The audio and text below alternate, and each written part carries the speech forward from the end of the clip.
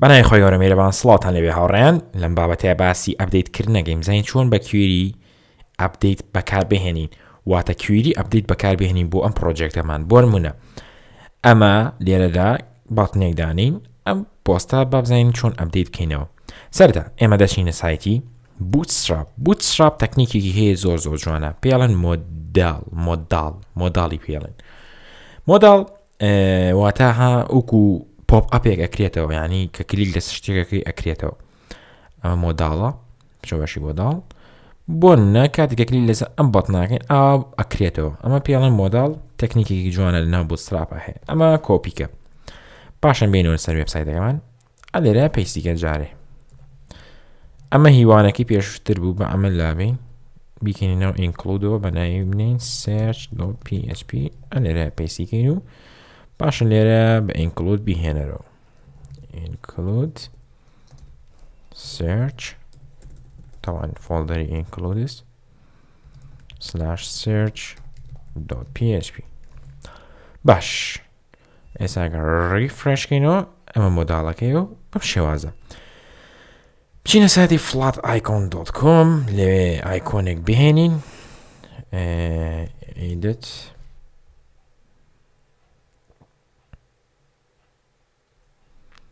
ئەگەر بیهێنێ ئایکۆنێکی زۆر ناسکە هیوادارم بیدۆزمەوە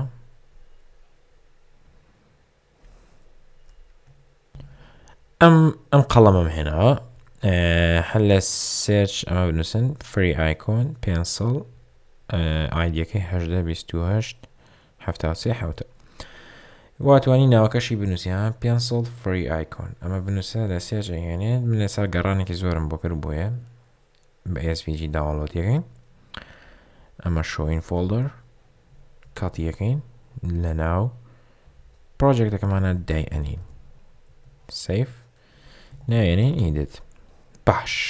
بابزانین ئەمە چی بوو دامانە ئێستا ئەمە بچینە سەر کارتەکەی خۆمان ئەلێرەیە سپانێک دانین ئیمێجێکی تێگەین asset/image/edit.svg ریفرش بۆ هەر یەکێک لە کارتەکان ئایکۆنێکی بۆ زیاد کراوە ویتسێکی بینێ 40 پێکزڵ ریفرش ویتس وانە نووسێ قوربانجان ویتس باش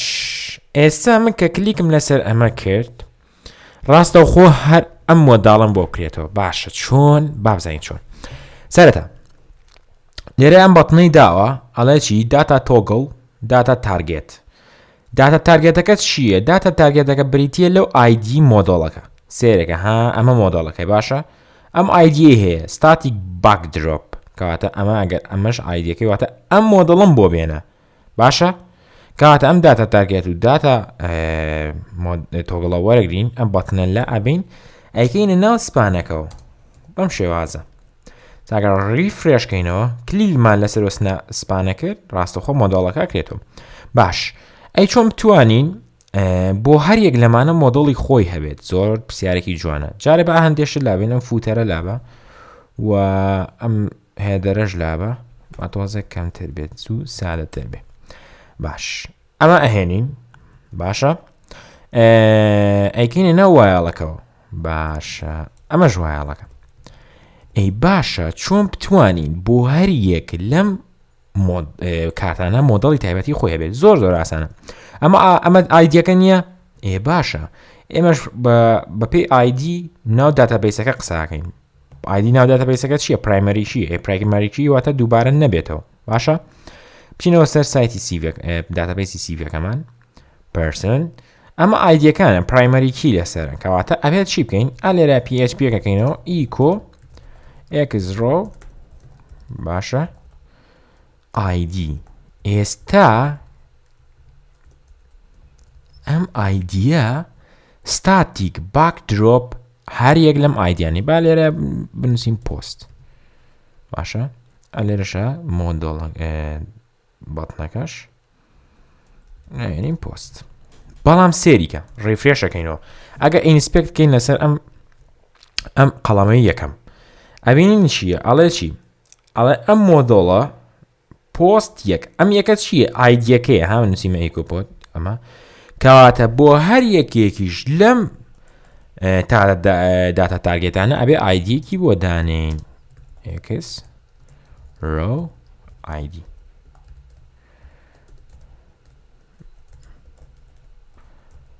شێوازە داخینەوە ئێستا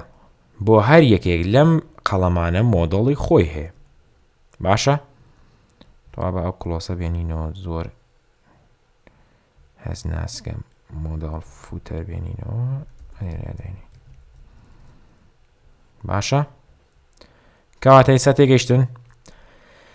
ئەی باشە پرسیارێکی جوانتر چۆن ئێمە بتوانین داتاکان بێنینە ئێرە لەناو ئەم مۆدڵە زۆر زەڵاتەی مەکسیکیە ئاچین فۆرمێک دروستەکەین input class form control سیچن بە ناسکانە قساکەم LG بزانین چۆن ئێستا بەم شێوازە زۆر ناسکە باش ئەنجامە ئینپوت یەکەم بۆچی بۆ نیم ئینپوتی دووەم بۆ ئیج ئینپوتی سێم بۆ جۆب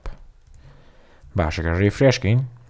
ڕاستەخۆ سێ مۆداڵەکە یەک تۆز جوانتریگەین مارجین 2 پێکزل مارجین 2 پێکزل مارجین 2 پێکزل ڕیفرێشێکی تر ئەبێ مارجین تۆپی بینێ باش ئێستا باشە ئێستا لە ڕێگەی ئەمانە چۆن داتاکانش بکەینەوە ئەوش زۆر ئاسانە ڤالیو هەر یەک لەم نەیمانە بهێنەرەوە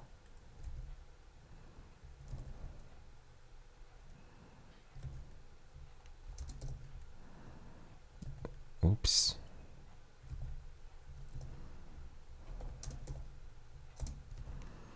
my age my job refresh ڕاستخۆ نەشوان 23 ئارت ئێستا مەگە کلۆسەکەین کاروانەکە کاروان سی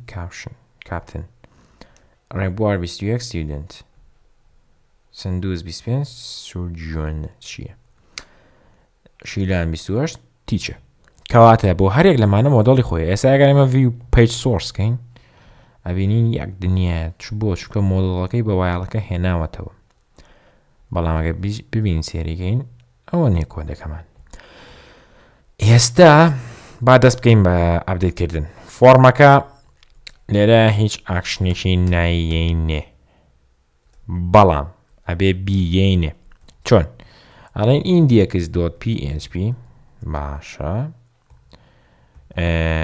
باش هەر index.php یان $_ server باشم بەتنێک دانین update لێرە class btn warning btn large mt2 ئەگەر ڕیفرێشکەین باش width زۆر باش بایت پەنجەی بینیە کلۆسەکەش ئەنێرێ دانی مۆدڵ فوتەرەکە لابینەوە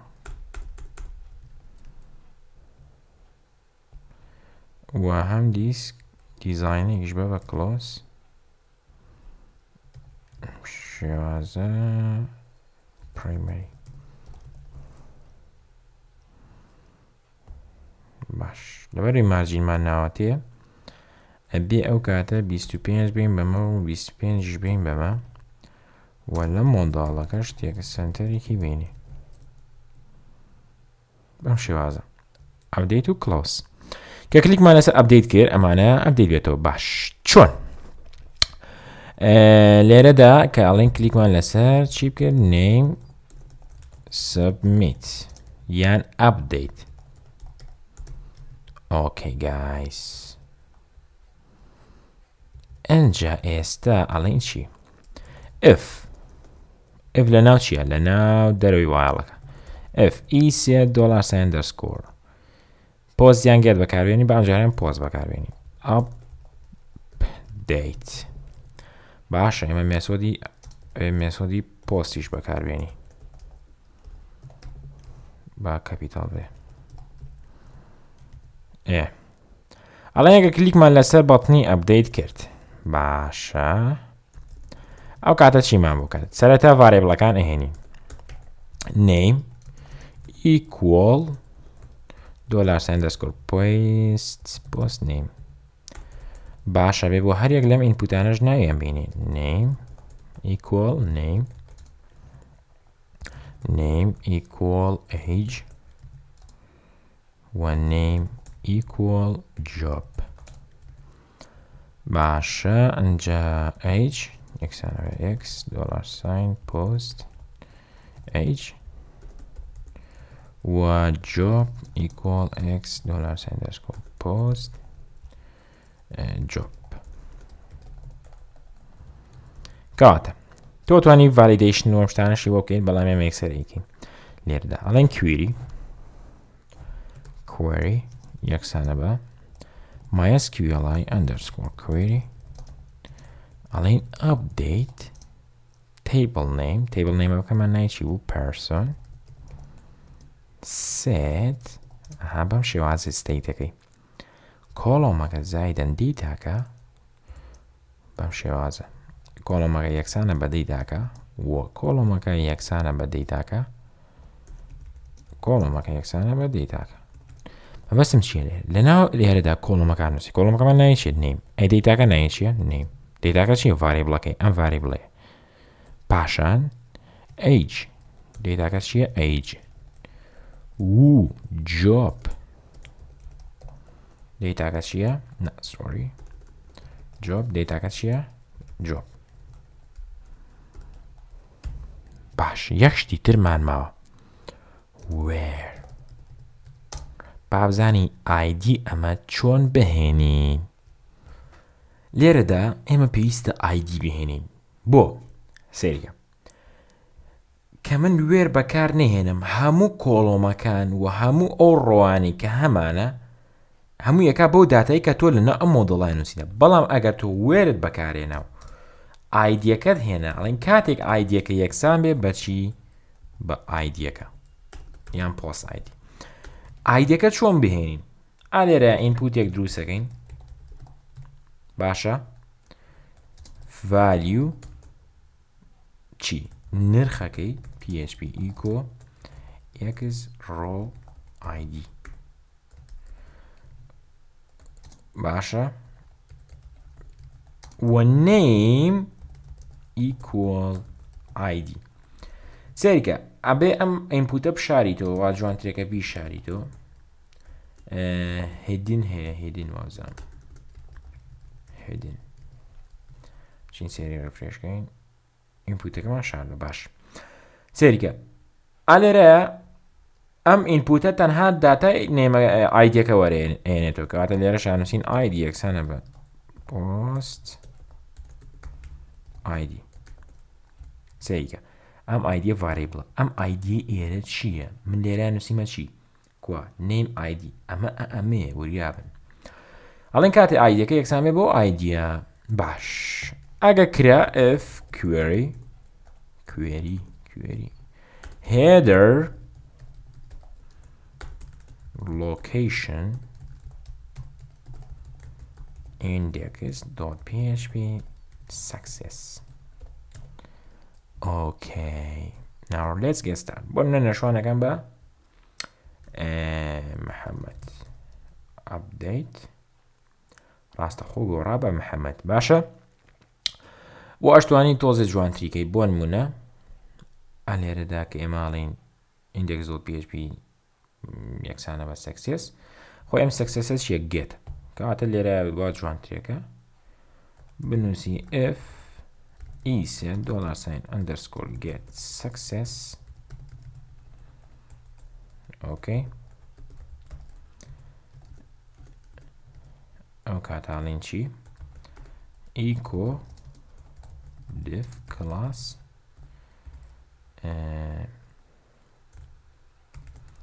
text center and text success بەسەر توی گۆڕە. ئۆکەی ئێستا ئەمە ئالێرەدا بۆ محەممەدەکەکەینەوە بە نەشوان ئەپدەیت بە سەرکەوتوی گۆڕە. ئەیتر لەبەرەوەی ئەمە ئالێرەدا ئەتوانین وا جوانترێکە بینە سەر و کۆڵەمەکەەوە.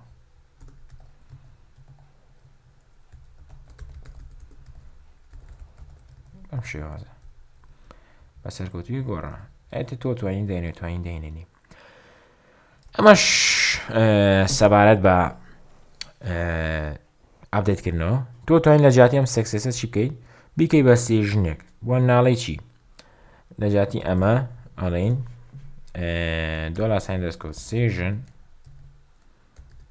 $سێژن سەکسێس یەکسانە بە سەرکەوتووی گۆڕە. توڵی چی $سێژن سەکسێس ئەو کاتە ڤارێبڵی سیژنەکە هێنیتەوە سەکسێس. بەم شێوازەکە بچینەوە هۆم بۆ نەیکەینەوە بە محەممەد ئاپدەیت. سیژن ستارتمان نەناساندووە بڕۆ ناڤیگەیشنەکەیان کۆنفیگەکە لێرە نووسیت لە سەری سەرەوە نووسیت ژۆریا بە هەموو سیژنەکە بێ لە سەری سەرەوە بنووسیت ڕێفرێش بۆ ئەپدەیتەکەکەینەوە بە نەشوە بە سەرکەوتوی گۆڕە. ئەی باشە بۆ نەکە چوینەوە هۆم ئەبینی سیژنەکە هەر ماوە ئەو کاتە لێرەدا هەر لێرەدا بنووسە چی ئەنسێت یان سێژن ئەنسێت ڕیفرێشە بکەین ڕاستەخۆ سیژنەکە نەما. ئێستا لێرە ئەیکەینەوە بە محەممەدەکە ئاپدەیت کە هۆممان کردەوە نامێنێت کەواتە سیژنەکە یەکسەر ئەنسێتە بێتەوە. ئەمە جوانترێکە واتوانی دێنی و ئەتوانی داشینەنیت. ئەمەش سەبارەت بە ئاپدەیتکردنەوە ئەوەی گرنگ بوو تۆ لێرەدا چیە بزانی ئەم کوێری ئەپدەیتەیە بزانە. تاوانێکی تر بەخواتان سپێرم خواتان لەگەڵ.